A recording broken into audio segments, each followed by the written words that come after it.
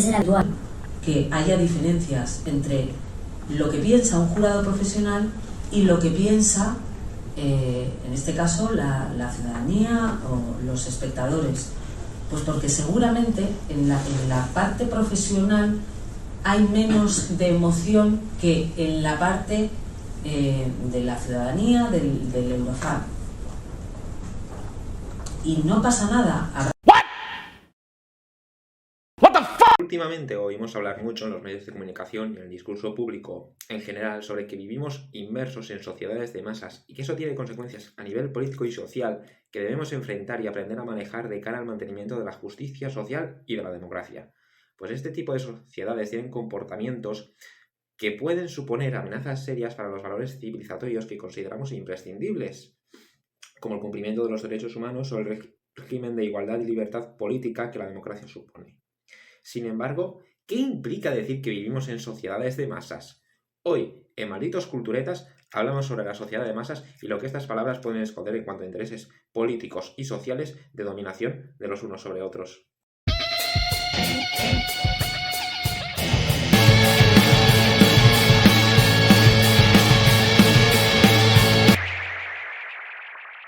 El término sociedad de masas no es nuevo. Lleva siendo una constante en el pensamiento filosófico desde al menos los tiempos del filósofo Friedrich Nietzsche, si no antes. Son muchos los pensadores, pensadoras, filósofos, filósofas o teóricos en general que se han preocupado por este fenómeno y no siempre desde el mismo punto de vista. Sí que es común, sin embargo, la preocupación por lo que la aparición de la sociedad de masas puede tener para la política o la convivencia en sociedad. Desde Hannah Arendt a José Ortega y Gasset o desde Nietzsche a Zygmunt Bauman, la sociedad de masas se ha convertido en un habitual de la reflexión filosófica sobre las sociedades actuales y los peligros que la acechan. Algunos vieron y ven en las masas un elemento desestabilizador que debe ser mirado con recelo, mientras que otros advierten que el peligro de esta fórmula reside en que pueden cubrir intereses partidistas que amenazan la efectiva igualdad de derechos y oportunidades políticas que las sociedades democráticas necesitan para su correcto funcionamiento. Pero nuevamente, la sociedad de masas se torna algo preocupante para todos, ya sea porque esa realidad constituye un peligro o porque tras esas palabras subyace un pensamiento peligroso por lo que de elitista y, por tanto, antidemocrático tiene. El filósofo español José Ortega y Gasset convirtió el estudio de la sociedad de masas en una de sus principales líneas de preocupación y un objeto de estudio. El contexto en el que vivió lo hacía urgente. Ortega y Gasset fue testigo directo del nacimiento de los llamados partidos de masas, que acabarían por sustituir a los antiguos partidos notables, y con ello vio extender los movimientos fascistas europeos, así como el movimiento de la Falange en España o el Partido Nacional Socialista en Alemania, igual que vio también cómo triunfaba la Revolución de Octubre en Rusia. El pensamiento de Ortega y Gasset en este punto está siendo ahora revisado y actualizado, pues podría, aún hoy, servir para comprender el actual auge de los partidos populistas en el contexto de la crisis de las actuales democracias occidentales. Mirar a Ortega podría hacernos comprender por qué partidos como Vox, movimientos como Pegida o la elección de presidentes como Donald Trump o Jair Bolsonaro en Brasil han sido posibles. Para Ortega y Gasset, la clave reside en el modelo antropológico subyacente a la sociedad de masas, al individuo que la forma. Este modelo humano recibe el nombre de hombre masa y tiene unas características particulares y específicas. El filósofo español puso mucho empeño en desvincular este modelo antropológico con el comunismo o el socialismo. El término masa no aludía al proletariado. Uno podía encontrar hombres masa tanto entre el proletariado industrial como entre los burgueses liberales que en teoría se le opondrían. El hombre masa supondría un modo particular de ser humano, una forma de estar en el mundo muy característica y propia de los tiempos modernos. En la actualidad viviríamos en un mundo donde, por primera vez en la historia, el ser humano particular puede gozar de la vida sin la necesidad de tener que verlas con las dificultades de la supervivencia. La mecanización, el sistema de producción en serie y otros avances tecnológicos y científicos similares habrían logrado un hecho sin precedentes en la historia humana, que el ser humano, como individuo, no tenga ya la necesidad de luchar a cada momento por su autoconservación vital. Esto, que en un principio podría suponer algo positivo, implica, no obstante, un peligro para Ortega, la aparición del hombre masa. Según Ortega y Gasset, la vida debe ser entendida como una lucha por salvar la circunstancia. una fórmula resumida en su temporal adagio: yo soy yo y mi circunstancia. Si no la salvo a ella, no me salvo yo. Así pues, debemos entender la vida como una lucha por salvar la circunstancia, lo cual implica una lucha del individuo por llegar a ser libre, por ser quien realmente se quiere ser. Solo aquellas personas que logran salvar las circunstancias, sobreponiéndose a las dificultades, llegan a ser ellos mismos. Solo aquellos que salvan sus circunstancias llegan a ser individuos propiamente humanos. Pues lo propio del ser humano es precisamente eso, ser capaz de transformar el mundo que les rodea en beneficio propio. Frente a los animales, como los primates, que se dejarían llevar por las circunstancias que les rodean, lo propio de las personas sería transformar esa circunstancia en beneficio propio. Y para hacerlo, el individuo debe ser capaz de ensimismarse, de pensar para dar soluciones a los problemas que le rodean. Esa es la actitud propia de los seres humanos.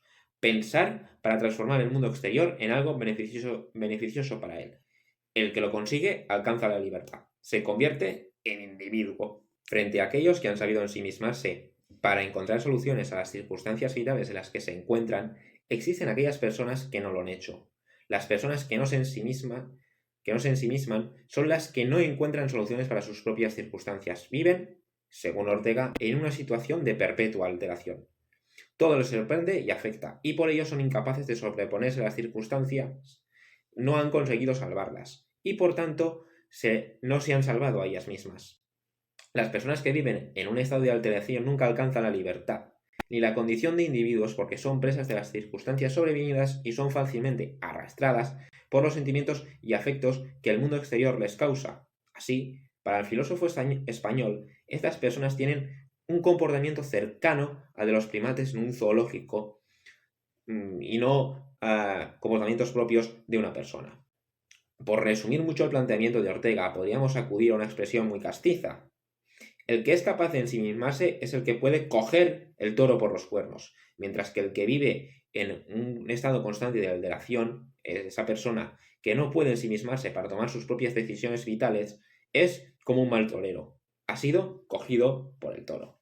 El hombre masa es aquel sujeto humano que no logra ensimismarse, aquel que es atropellado por las circunstancias y vive en constante alteración. Según Ortega, este fenómeno es hoy mucho más habitual que en tiempos pretéritos, pues la democratización de la tecnología permite a las personas hacer su vida de forma holgada sin necesidad de buscar sus propias soluciones a los problemas de la vida.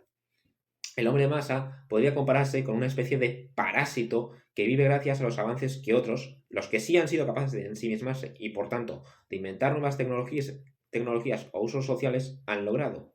El hombre masa sería hoy capaz de comunicarse, pero no mediante su propia iniciativa para inventar un medio para hacerlo, sino porque es capaz de usar las tecnologías que otros han inventado, como el servicio postal o más recientemente, Internet. La sociedad de masa sería, pues, para el filósofo español, el tipo de sociedad que está constituida por hombres masa. La sociedad de masas es un tipo de sociedad que procura que sus integrantes tengan la vida fácil y que logra que una amplia mayoría viva a costa de una minoría inventiva y dinámica. Según Ortega, la rebelión de las masas consiste precisamente en esto mismo, en lograr la completa democratización de los medios de vida con el objetivo de tenerlo todo más sencillo, de no necesitar inventar nada nuevo y poder disfrutar sin coste alguno de la vida a costa de la inventiva de unos pocos sujetos. La sociedad de masas sería, pues, presa de unos sujetos en un perpetuo estado de alteración, por ello, fácilmente manipulables emocionalmente cuando las cosas vienen mal dadas. El hombre masa se presenta como un sujeto egoísta, receloso de perder sus privilegios, su modo de vida y que ante tal perspectiva reaccionará violentamente. La sociedad de masas es el caldo de cultivo perfecto para el auge de movimientos y partidos populistas, pues es fácilmente manipulable. Como los animales, las masas no son capaces de un pensamiento propio y están, por ello, a merced de los demagogos y los charlatanes capaces de manipular, con el uso retórico del discurso, sus emociones y sentimientos. El auge de la sociedad de masas es, para Ortega y Gasset, la causa principal de la aparición de los partidos de origen fascista o el triunfo del bolchevismo soviético. Los caudillos de estos movimientos, que no en balde son denominados aún hoy movimientos de masas, han sido capaces de lograr manipular los sentimientos de los hombres masa, aprovechando el contexto creado tras el crack del 29 o los estragos que causó la Primera Guerra Mundial. Los movimientos de masas son, pues, la consecuencia política de un cambio sociológico causado por un diferente paradigma antropológico. Si las personas ya no son capaces de ensimismarse, se convierten en hombres masa, en gente, como también diría Ortega, y eso hace que las condiciones se vuelvan, que las sociedades se vuelvan emocionalmente manipulables, situación que personas con ansias de poder aprovecharán en beneficio propio con terribles consecuencias. Así, el Partido Nacional Socialista, sin ir más lejos, no dudó en usar la propaganda a través de los medios de comunicación, como el cine o la radio, para manipular con mentiras y medias verdades los miedos y anhelos de una sociedad alemana que, según el pensamiento de Ortega, era presa de una incapacidad de sus miembros de dar respuesta a las circunstancias porque ya no era capaz de ejercer un pensamiento crítico. Esta realidad era la principal que, según Ortega, debía preocuparnos y a la que debíamos encontrar una solución. Debíamos aprender a manejar la sociedad de masas de modo tal que ésta no acabara por engullirlo todo. Y para ello, el filósofo español proponía la unión de las diferentes naciones europeas en un Estados Unidos de Europa, con el objetivo de frenar de este modo el auge de las masas, incentivando a nivel europeo un pensamiento crítico en base a un nuevo proyecto vital que vinculase a toda la sociedad europea, alimentando con ello el debate público. Ortega proponía una solución política consistente en incentivar el pensamiento crítico mediante el debate político en torno a un proyecto muy avanzado para su tiempo. Sin embargo, esta solución era solo una de muchas, pues otros pensadores y pensadoras utilizaron el pretexto del triunfo del hombre masa para apostar por otro tipo de soluciones no tan democráticas o emancipadoras. Pues al fin y al cabo, lo que pretendía Ortega era que todos, en conjunto de la sociedad, nos liberáramos mediante el ejercicio de nuestra razón de esa situación de alteración general propia de la sociedad de masas. A pesar de la voluntad de Ortega, otros autores que también han reflexionado sobre la sociedad de masas se valieron de planteamientos muy similares a los del español para justificar la necesidad de un tutelaje de unos supuestos expertos sobre la gente corriente que era entendida como masa, y por ello fácilmente manipulable desde el punto de vista emocional.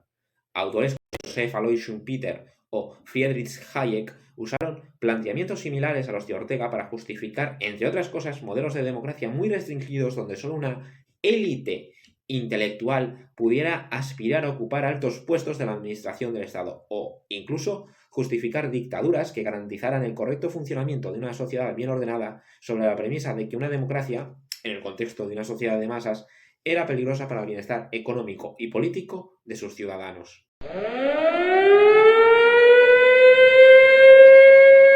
La increíble sensación de venirse arriba. Es que lo que podemos aprender de Ortega y Gasset es que debemos ir con cuidado con lo que otros dicen de nosotros mismos y estar en guardia frente a las opiniones de supuestos expertos que, en base a pensamientos elitistas, pretenden recortar nuestros derechos y libertades. Por ello, debemos, como diría Ortega y Gasset, aprender a utilizar el pensamiento crítico para no dejarnos llevar ni por nuestros sentimientos, ni por la opinión mayoritaria, ni tampoco por la opinión minoritaria supuestamente más preparada intelectualmente, sino solo por nuestro propio entendimiento una vez hayamos analizado todos los pormenores de una cuestión concreta. Hoy tenía ganas de salir en el vídeo, bandido. ¿Quién fue al canal? ¿Tú o yo? Aquí llega el vídeo de hoy. Espero que os haya servido para aprender a la par que para entreteneros. Si ha sido así, suscribiros, si no lo estáis, dejad un like y, si así os parece, podéis preguntar cualquier cosa en los comentarios. Un saludo y hasta el próximo vídeo.